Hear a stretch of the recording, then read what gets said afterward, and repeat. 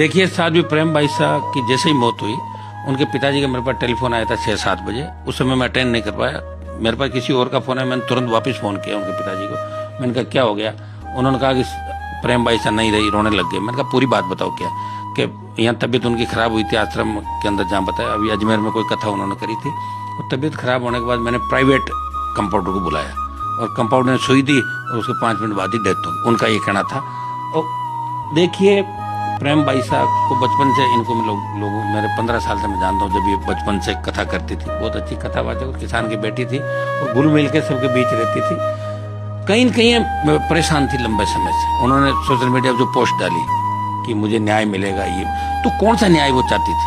हमसे तो कभी जिक्र नहीं किया। हमें कोई लेटर लिखती, कोई बात करती, इनके पिताजी कहते, हम निश्चित रूप उस बात पर संज्ञान में लाते। अचानक 5 मिनट के अंदर एक साध्वी की मौत हो जाए तो प्रदेश ये जानना चाहता कि आखिर कारण क्या था।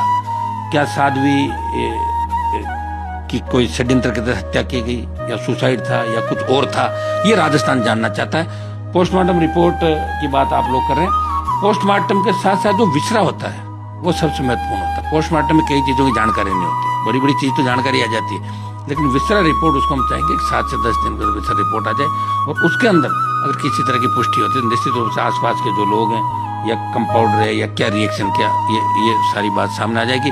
निश्चित रूप से प्रेम भाई साहब, मुझे लगता है इनकी हत्या हुई है। मुझे लगता है प्रेम भाई साहब 100%।